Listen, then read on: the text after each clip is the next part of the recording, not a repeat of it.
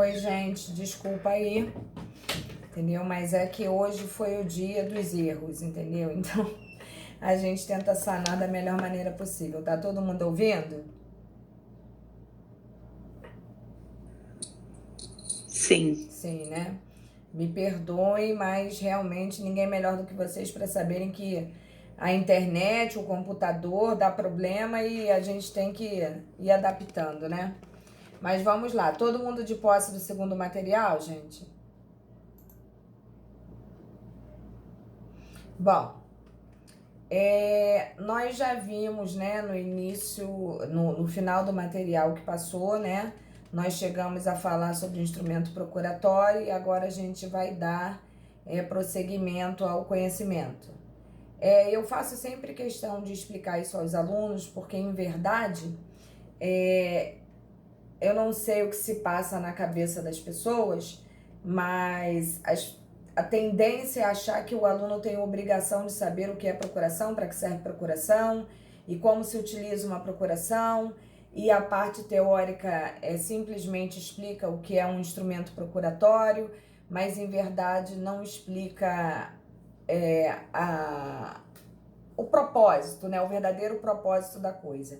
Então eu peguei, inclusive, coloquei uns modelinhos ali para que vocês tivessem em mãos, para que vocês não tivessem problemas futuros. Porque muitas das vezes, né, a gente trabalha com o pai, com a mãe, que são advogados, ou com o irmão, marido, esposa, mas quando a gente dá a falta de sorte de sermos só nós, como foi no meu caso, é muito complicado a gente se virar e tentar resolver todos esses questionamentos, né? Então, o que eu fiz foi tentar facilitar a vida de vocês. Bom, o nosso materialzinho ali se inicia com o seguinte: a procuração adjudícia, procuração geral para o fórum, que é a procuração mais conhecida que tem, a procuração mais usual, que a gente vê mais comumente, né, os advogados utilizando, é exatamente essa que a gente está trabalhando aqui agora. É uma espécie de contrato de mandato e está prevista no 38 do Código de Processo Civil. Ela habilita o advogado a praticar todos os atos do processo. O que a gente tem que ter em mente, primeiro, a gente tem que ter muito cuidado com esse termo contrato de mandato. Mandato, gente, é mandato mesmo. Mandado é outra coisa.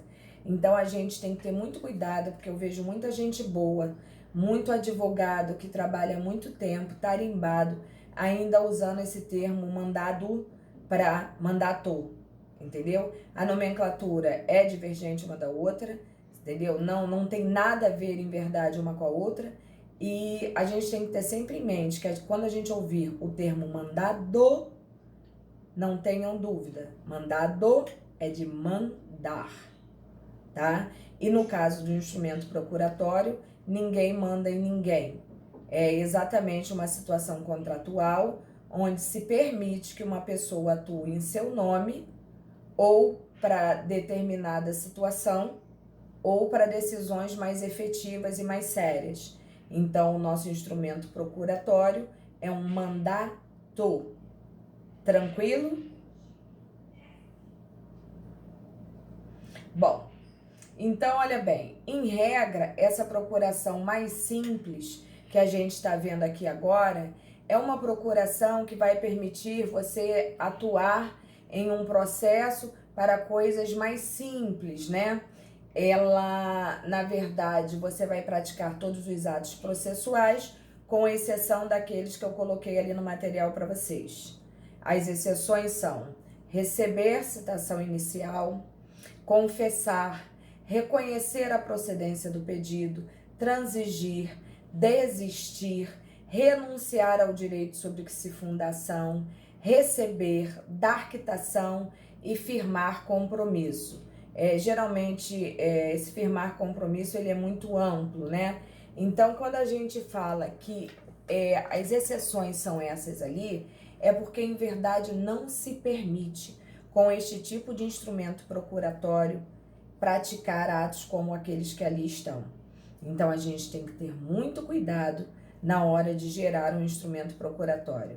O advogado tem que perceber aquilo que ele quer em relação ao seu cliente, aquilo que ele tem disponibilidade ou não, para que você possa atuar em seu nome ou não.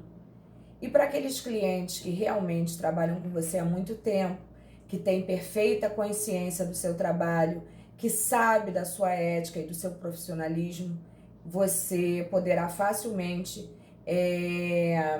indicá-lo um outro tipo de instrumento procuratório, que geralmente é o que eu uso com os meus clientes. Eu não gosto dessa procuração aí, que eu acho ela muito básica, né? Os seus poderes são muito relativizados. E eu diria para você que num caso emergencial, você acaba não podendo resolver tantas coisas assim para o seu cliente. Mas deixo claro que uma procuração a nível especial, para que isso aconteça, realmente o cliente tem que ter muita confiança em você e, obviamente, você tem que se dedicar a esse tipo de confiança, uma vez que não pode ser uma via de mão única, né? E sim de mão dupla. Você tem que dar ao seu cliente todo o amparo do qual ele necessita para que ele sinta-se à vontade na confiança com o profissional. Então, vamos dar seguimento aqui, ó. Os atos acima requerem poderes especiais. Quais são os atos acima? São aqueles relacionados ali como forma de exceção, né, proibindo o advogado de atuar em situações como essas que ali estão. Para que você possa atuar dentro daquilo que ali está, você precisa de uma procuração diferenciada, tá? Muito diferenciada. Então, vamos lá. Os atos acima requerem poderes especiais e a cláusula que os confere é chamada et extra. Por isso, o mandato de advogado normalmente é chamada de procuração ad judicia et extra. A procuração ad judicia et extra pode ser conferida por instrumento público ou particular assinado pela parte, caso em que não há necessidade de reconhecimento de firma, tá? Até porque isso já foi mitigado há muito tempo, né? Se houver uma por instrumento público é uma coisa, mas a por instrumento privado, que é aquela que a gente faz no nosso próprio escritório, não há a menor necessidade de haver reconhecimento de firma ou autenticação, ou seja lá o que for que vocês quiserem, entendeu? Não existe a menor necessidade, até porque ali vai constar a sua OAB, vai constar o seu nome, o seu endereço, né? E realmente não tem como um advogado fugir do mapa. Então, vamos lá. Autoriza o advogado a agir tanto nos autos do processo judicial como fora dele. Eis a questão.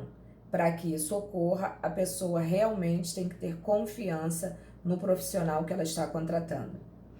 Com todos os poderes que lhe forem conferidos. Nota-se que não existe a necessidade do reconhecimento de firma quando a procuração ad judicia et extra é utilizada em autos do processo judicial.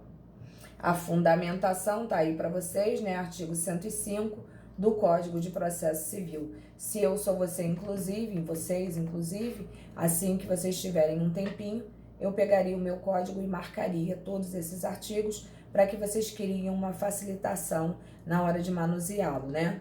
Por exemplo, tudo que for relativo à procuração, nós vamos usar o marca-texto rosa. Tudo que for relativo a bens, nós vamos usar um marca-texto verde. Isso facilita a beça na hora que você precisa realmente atuar, tá? A procuração ad judicia et extra, eu botei aí um modelinho para vocês, olha. Nome completo, nacionalidade, estado civil, profissão, RG, CPF. Aconselho, inclusive, por mais que vocês tenham esse modelinho no material de vocês, aconselho, inclusive, a quem tiver realmente o interesse posterior de vir a advogar, que faça realmente de próprio punho, né, como se fosse você atuando, né, para um cliente, fazendo uma procuração em seu nome e, obviamente, em nome do seu cliente. Isso vai te dar estofo, vai te dar tranquilidade para na hora que você quiser realmente preparar um material, você já saber como se fazer, né? E aí vem instrumento particular de procuração, nomeia e constitui sua bastante procuradora. No caso, você vai botar aqui o seu nomezinho, né? Doutor ou doutora, nome completo do advogado, nacionalidade, estado civil, advogado inscrito na OAB. Só um minuto que eu tenho que abrir a porta pro gato, gente. Casa tem essas coisas. Vai. Jesus Cristo. E aí, você, no caso aí eu peguei um modelinho, né, OAB São Paulo. Obviamente, nós vamos tirar o SP e botar o RJ, né? Sob o número X, com o escritório a endereço completo, vocês vão colocar.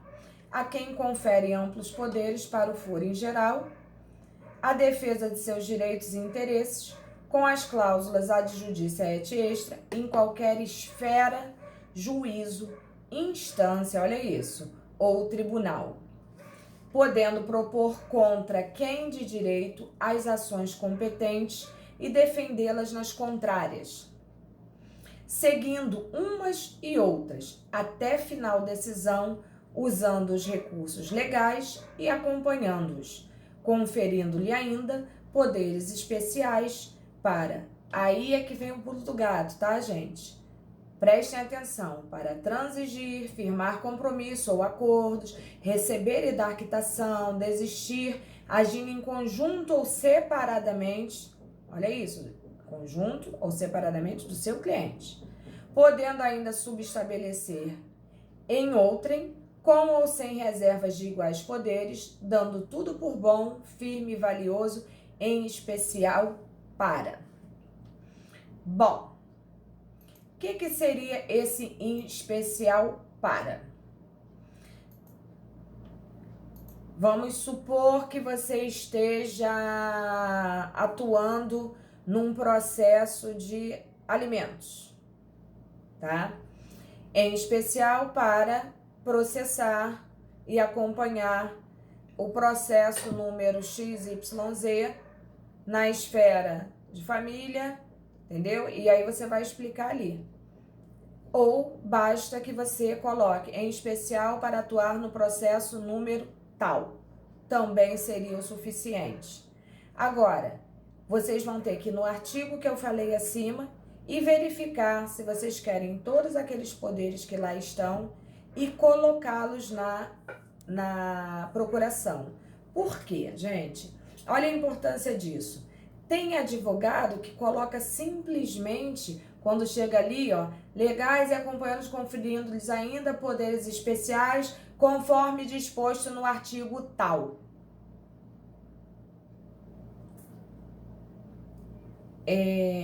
Pamela, aonde foi que travou tudo aí que você se perdeu?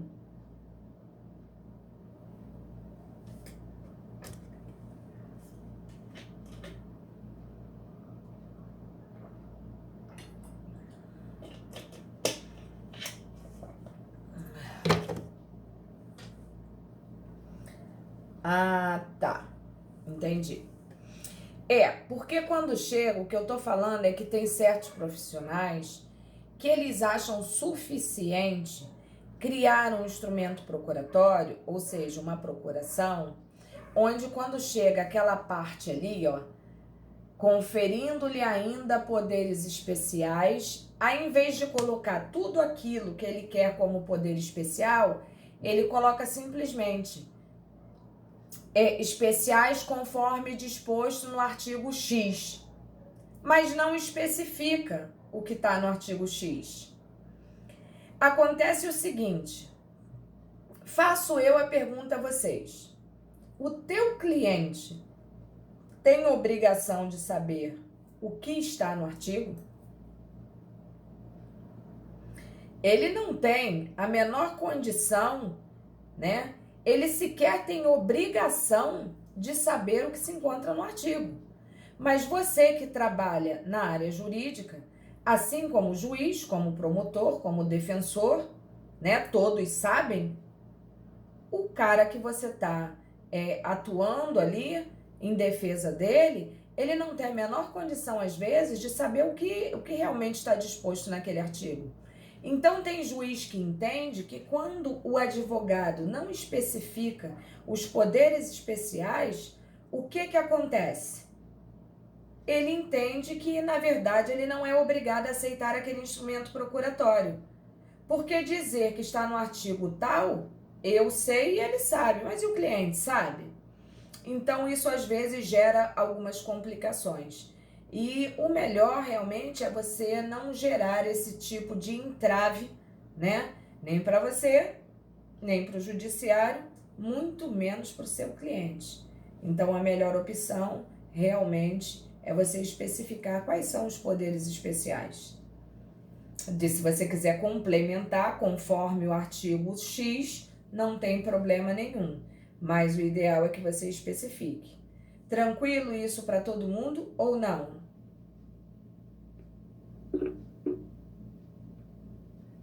O especial para, eu acabei perdendo aqui por causa da internet, tem como a senhora resumir um pouquinho? Você está com o modelinho em mãos? Tô sim, tô acompanhando aqui pelo material. Então, a procuração adjudícia et extra, como tá aí no nosso PowerPointzinho, ela vem explicando tudo aquilo que realmente deve constar no instrumento procuratório, né? Aí vem, com as cláusulas adjudícia et extra, em qualquer esfera, juiz ou instância, pegou aí? Acompanhando? Tô sim, professora. Eu parei no especial para, quando a senhora falou em especial Ok. para, e eu perdi. Entendi. Aí vem o tribunal podendo propor contra quem de direito as ações competentes e defendê-la nas contrárias, seguindo umas e outras até a final decisão, usando os recursos cabíveis. Aí vem os recursos legais e acompanhando-os, conferindo-lhe ainda poderes especiais para. Aí não está especificando tudo o que o advogado necessita? Transigir, firmar compromisso, porque a partir do momento que isso estiver escrito na procuração e o seu cliente assinar, aquilo ali nada mais é do que uma forma de proteção ao advogado por atos que eventualmente ele possa vir a tomar e que posteriormente o próprio cliente venha questioná-lo: como é que o senhor fez isso sem a minha autorização? Entendeu para que funciona? Aí você fala: não, a autorização você me deu a partir do momento que você assinou um instrumento procuratório.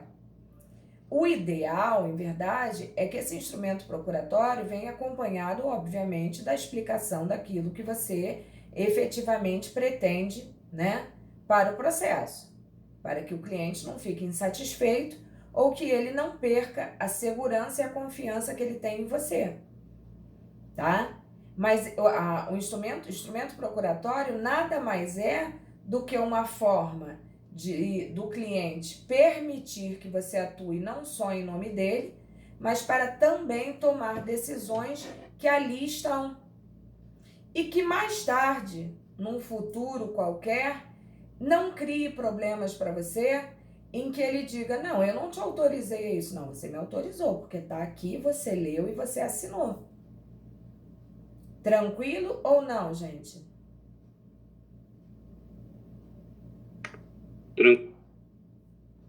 Todo mundo pegou? Então, posteriormente a isso, local e data, né? E o nome completo, que não é o do advogado. Essa assinatura ali é a assinatura do seu cliente, não é a sua. Entendeu? Aquela dali é a assinatura dele.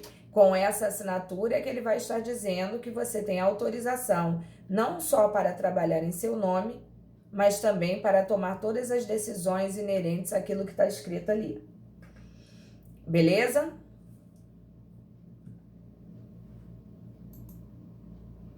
Bom, dando continuidade aí. Aí vem subestabelecimento. Vocês perceberam? Acredito que muitos de vocês já saibam o que é um subestabelecimento, né? Até porque vocês estão fazendo provavelmente processo civil, processo penal, e a gente acaba realmente comentando com os alunos, né? para que serve um subestabelecimento. Mas vamos tentar desmistificar aqui muita coisa que os alunos têm dificuldade. Vocês observaram que na minha procuração, no modelinho que eu coloquei para vocês lá, vem escrito assim, ó, ainda subestabelecer esta em outrem, com ou sem reservas de iguais poderes, dando tudo por bom, firme e valioso. Perceberam que tem isso no instrumento procuratório? O que isso quer dizer? Quer dizer que se eu estiver atuando em nome do meu cliente e num dia qualquer estiver, por exemplo, isso serve só como uma forma de exemplo que eu estou falando, e tiver uma audiência marcada para amanhã e eu não puder comparecer nessa audiência de amanhã, eu possa mandar não só alguém da minha confiança ou do meu escritório, como também eu posso mandar um amigo que não seja do escritório para praticar o ato processual, que é a participação em audiência, tá? Então, subestabelecer é isso. Quando eu subestabeleço sem reservas de poderes, eu estou subestabelecendo o processo em sua totalidade. Eu estou praticamente abrindo mão de atuar naquele procedimento processual, tá? Quando eu subestabeleço com reservas de poderes, em regra, eu estou falando o quê? Estou subestabelecendo para fulano de tal atuar em certas situações ou em certa situação, mas com reservas. Ele só vai atuar naquilo ali. Ele não vai continuar perseguindo o processo como se eu fosse. É só aquele ato que será praticado por ele. Mais nada. Até aqui foi, gente? Ô, meu amor, Frank, né? Eu tô na apostila 2.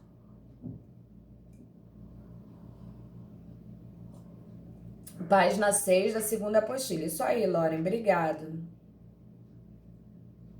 Pegou, Frank?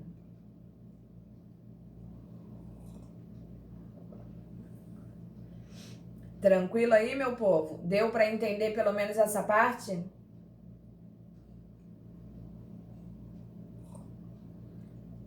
Ok. Então, vamos dar seguimento aqui, ó.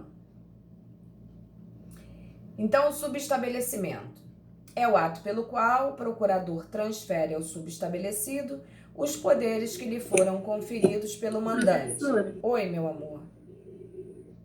esse subestabelecimento, ele vai ser arquivado nos autos ali na hora ou posteriormente? Olha, em regra, você pode subestabelecer fazendo o peticionamento online, né? Onde você vai subestabelecer antes do ato praticado, e aí você vai apresentar o subestabelecimento com o nome do advogado que vai atuar naquele momento ali.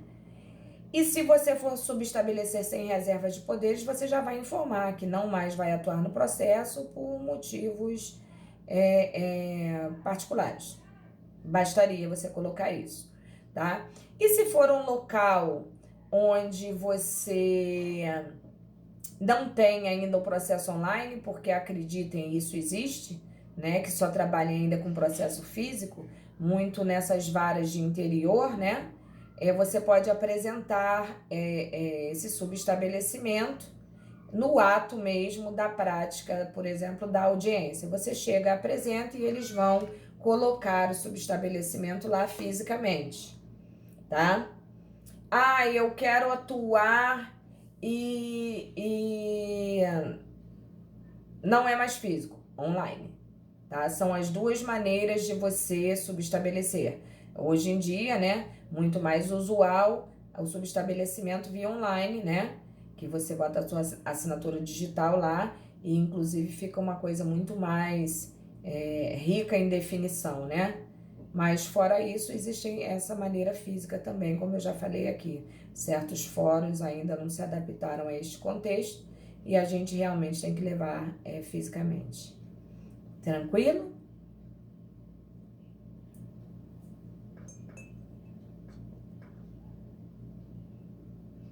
É Loren, né?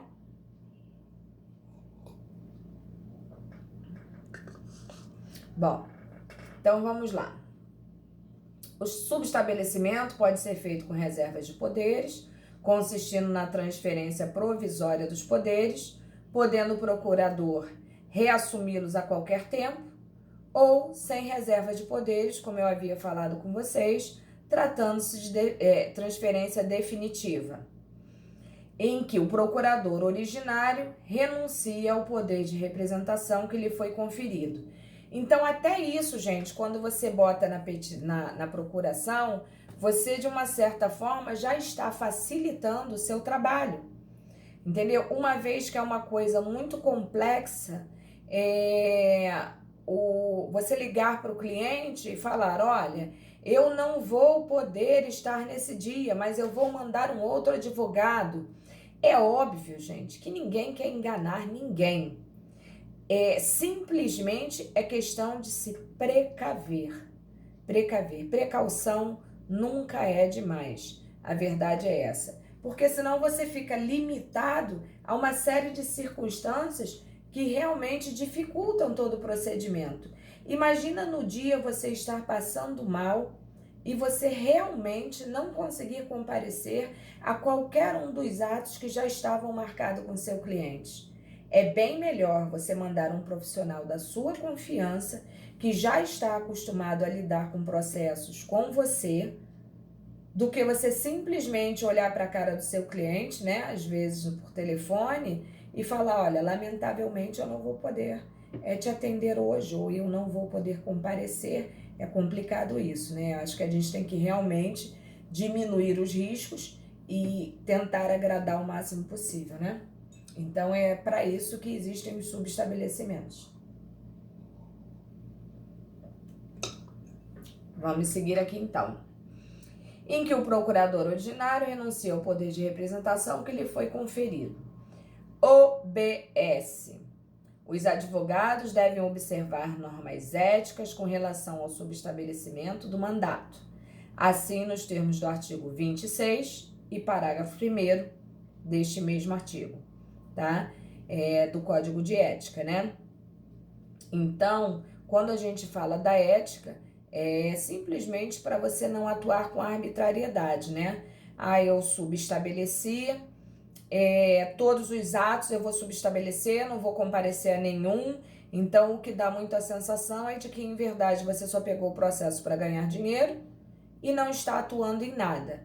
Não é essa a intenção do subestabelecimento, né?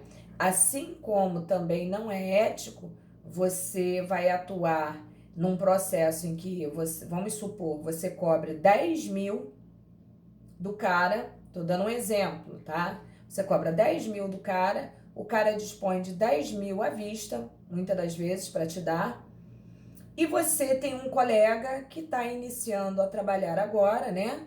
Está pegando toda a disposição de trabalho que conferir a ele, e ele fala para você, não, Paula, eu faço esse trabalho aí por 4.500. Opa! 4.500? Então eu vou fazer o seguinte, vou subestabelecer na totalidade para ele, porque eu dou 4.500 para ele, vou estar ajudando ele, ele vai ficar feliz da vida. Eu também vou ficar feliz da vida, uma vez que o troco é meu e eu subestabeleci na totalidade, não vou ter que trabalhar nada. Também não é essa a ideia, tá? A gente tem que ter comprometimento com tudo, principalmente com o cliente. Beleza, gente?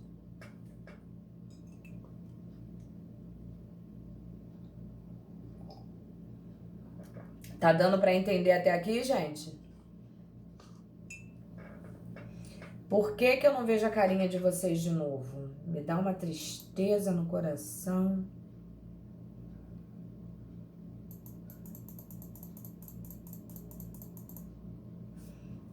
Vamos lá. Subestabelecimento. Aí eu botei para vocês um modelinho, né? Obviamente, você pode achar esse modelinho em livros, você pode achar na internet, mas você também pode achar no nosso material. Então, você necessitando de um modelinho, ele já vai estar aí à sua disposição até para se vocês começarem assim a querer atuar, né? Vocês podem fazer parceria, né, com um advogado, ou se vocês já tiverem a carteirinha de estagiário da OAB, em certos atos vocês já podem atuar. Então, é normalíssimo que vocês saibam, né, que esse documento existe, que se ele existe é para ser utilizado. Bom, nome do subestabelecente, nacionalidade, estado civil, advogado inscrito na OAB número tal, sob o número tal, e no CPF sob o número também tal, residente domiciliado na cidade, com o escritório, subestabelece com ou sem reservas, aí é você que vai dizer, né, qual é a sua intenção em relação a esse subestabelecimento. Na pessoa do advogado, aí você vai colocar o nome do advogado para o qual você está subestabelecendo, né? Aí você vai repetir toda a qualificação desse advogado que vai atuar com ou sem reserva dos poderes que lhe foram conferidos e com as mesmas qualificações que você, no caso, possui, né? Com o escritório à rua tal, os poderes que lhe foram outorgados por fulano de tal, né? Que é o cara que assinou a procuração para você, no caso, o seu cliente. Para o ajuizamento da ação, aí você vai botar o tipo de ação, o número do processo, que tramita na vara civil desta comarca, aí você coloca do Rio de Janeiro, que é o nosso caso aqui, é o mais comum de acontecer. Em relação a essa situação ali, tranquilo ou não? Aí você vai botar cidade, vai datar e vai assinar. Neste caso aqui do subestabelecimento, é você, advogado, que está subestabelecimento, que tem que assinar, não o seu cliente. Beleza, gente?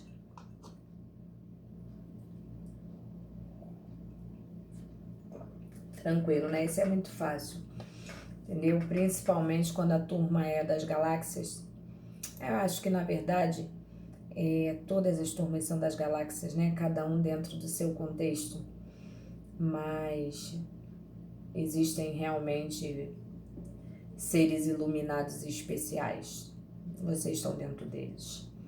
E não é uma historinha, não, é verdade. Vocês sabem, pior que vocês sabem disso, né? Vamos lá. Temos também outra situação muito comum, muito comum, mas que geralmente traz algum tipo de problema, tá? Geram algumas dúvidas e às vezes até revolta. No Brasil é muito comum acontecer tanto a renúncia do advogado ao processo, né, como a destituição do patrocínio do mesmo pelo cliente. O que tem que ficar claro aqui é que muitas das vezes vocês vão se decepcionar com a prática, né, em si, uma vez que essa morosidade do nosso país em trâmites processuais faz com que o advogado fique descredibilizado em relação ao seu cliente.